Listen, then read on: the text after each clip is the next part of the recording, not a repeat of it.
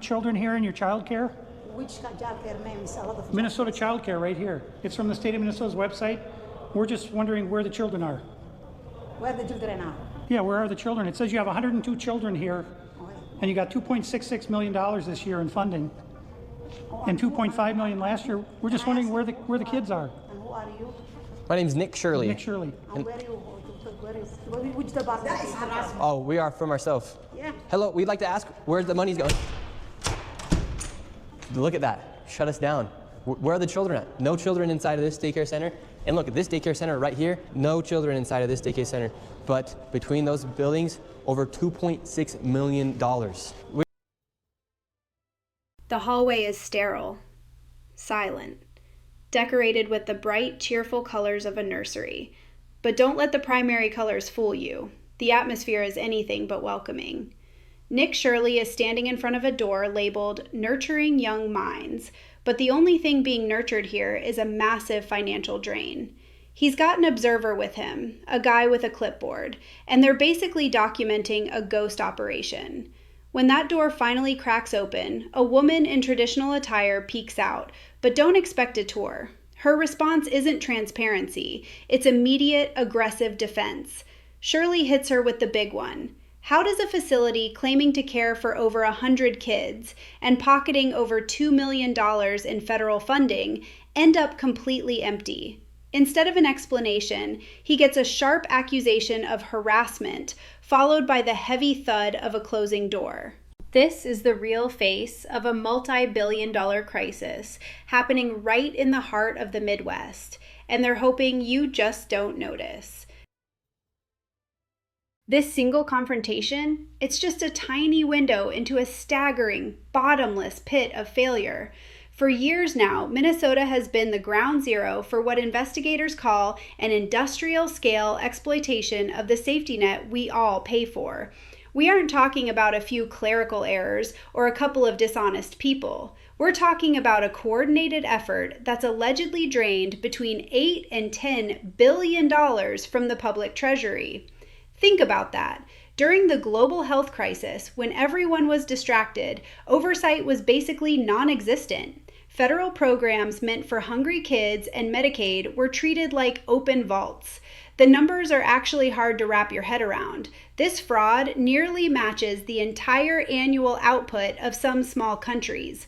While families across America were struggling to keep the lights on, your resources were being funneled into ghost daycares, places that exist only on paper, collecting millions for kids who don't even exist. The roots of this whole mess lead straight back to the Feeding Our Future scandal, which is easily one of the biggest federal fraud cases in American history. We've seen dozens of people hit with federal charges already, accused of spinning a complex web of shell companies just to steal money meant to feed hungry children. The methods? They were brazen. Fake names, fake enrollments, and claims that were frankly astronomical. But here's the kicker. Investigators found that money meant for nutrition didn't go to milk and bread. It went to luxury cars, high-end real estate, and international travel. It's a profound betrayal, using the most vulnerable people in society as pawns for a quick buck. And even with the initial arrests, this thing is still metastasizing.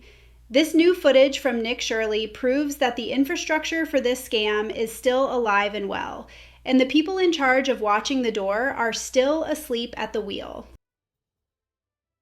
As the evidence of this mess keeps piling up, the spotlight is turning, hard, toward Governor Tim Walz's administration. Critics are pointing out that the state government's failure to run even basic verification checks is exactly what allowed these groups to thrive in the first place. This didn't come out of nowhere. For years, auditors were screaming about massive gaps in the system. Reports showed that state agencies weren't doing background checks, weren't doing site visits, and weren't auditing the books. Instead of a crackdown, we got bureaucratic inertia. That's just a fancy way of saying they did nothing. There's a deep, boiling frustration among Minnesotans who are watching their tax dollars get flushed away because of a total lack of political will. At this point, it's not even just about the fraud anymore.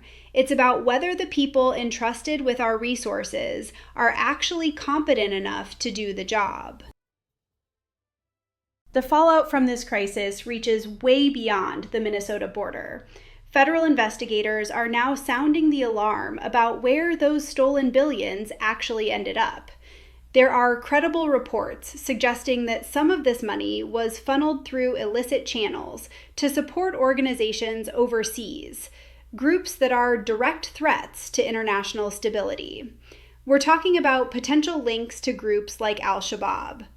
That takes this from a domestic fraud case and turns it into a serious national security threat. If your tax dollars are being used to fund hostile actors who want to do us harm, then this isn't just a financial scandal. It's a threat to the safety of the entire country. This is why we need federal intervention now. The state-level response has been a joke, and they clearly can't handle the global dimensions of this problem. How much longer are we supposed to let this slide? Public patience has officially run out. On social media and in town halls, the demand for action is getting deafening. People are calling for the works: comprehensive audits, mass raids, and putting every single person involved behind bars. There's even a massive push to get federal immigration authorities involved to check the status of the people running these ghost facilities. The sentiment is pretty clear. If you exploit the generosity of this nation, you shouldn't have the right to stay here. This isn't just about the money anymore. It's about the social contract. When you feel like the system is being openly mocked by the people it's supposed to be helping, the foundation of trust just crumbles. Zero tolerance and legal accountability aren't fringe ideas anymore. They are the mainstream demands of a public that is tired of being played for fools. Looking ahead, the road to fixing this is going to be long and ugly. A few high-profile arrests aren't going to cut it. We need a total dismantling of the corrupt systems that let this happen in the first place.